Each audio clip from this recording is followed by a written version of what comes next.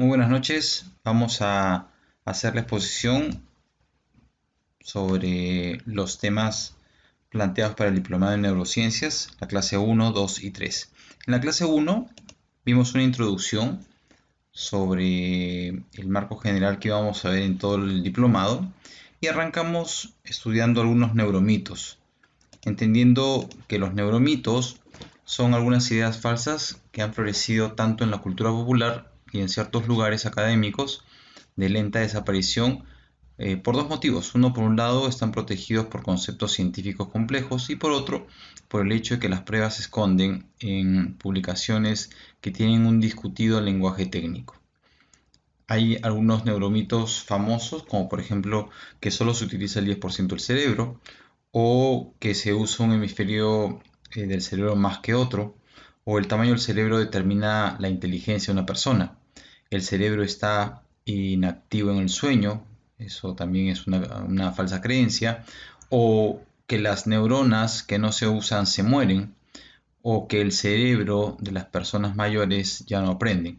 Esos son algunos de los neuromitos más famosos que incluso en ambientes académicos se siguen creyendo. Por otro lado, también en la primera clase vimos la introducción al estudio de la neuroplasticidad.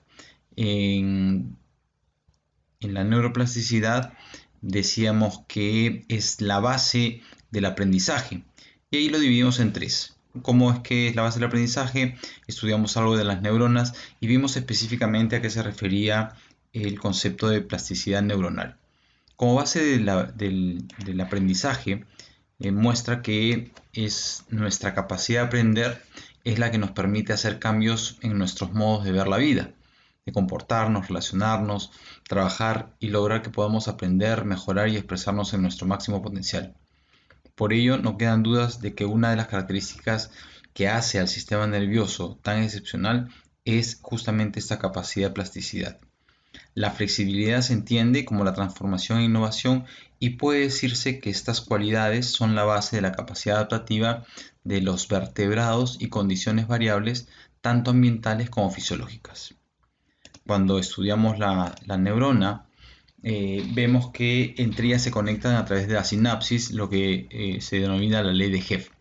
La sinapsis de dos neuronas que se descargan reiteradamente de una forma conjunta sufren cambios bioquímicos y al entrelazarse entre ellas forman redes neuronales y esto genera la capacidad de adaptabilidad, ¿no? La plasticidad neuronal, si comenzamos a estudiarla de manera más profunda, donde vimos que es la capacidad del sistema nervioso para dos cosas: reparar lesiones y para establecer los procesos de aprendizaje. La sinapsis más las redes neuronales son las bases del aprendizaje, la memoria y las posibilidades de cambio. Algunas características de la plasticidad neuronal. Si bien en los adultos la plasticidad cerebral es menor comparada con la de los niños, los cambios plásticos ocurren a cualquier edad.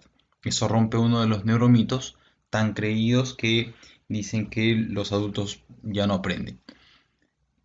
Otra característica es que esta plasticidad neuronal nos hace únicos e irrepetibles. Todos y cada uno establecemos sinapsis de diferentes maneras y esas sinapsis, que son millones de sinapsis que se establecen, casi 100.000 millones de células cerebrales que se conectan entre ellas, hacen que cada persona pueda ser única e irrepetible. Otra característica de la plasticidad neuronal es que las redes neuronales pueden construirse, modificarse, eliminarse o potenciarse voluntaria e involuntariamente durante el transcurso de toda nuestra vida. Eso nos da la posibilidad de crecer y avanzar y hacernos cada vez más únicos e irrepetibles. Existen dos tipos de neuroplasticidad: las que crean y amplían redes y a la vez las que eliminan y disminuyen redes. Cuando dejamos de utilizar determinada conexión o determinada sinapsis, esa red se va separando, se va desvinculando y van desapareciendo las redes neuronales. Todo aquello que no utilices se va perdiendo a través del tiempo. Eso es lo que vimos con respecto a la clase 1. En la clase 2 profundizamos en 3 neuromitos, que solamente los voy a nombrar rápidamente. La dominancia hemisférica determina cómo se aprende, es un neuromito, ¿sí?